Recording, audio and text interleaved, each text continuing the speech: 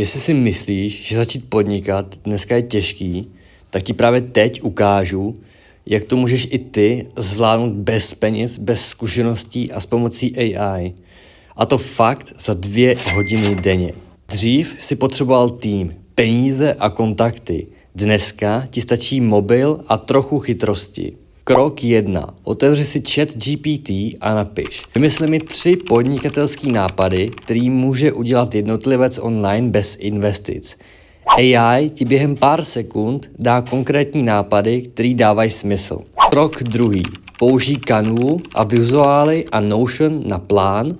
Canva ti udělá logo, grafiku i příspěvky.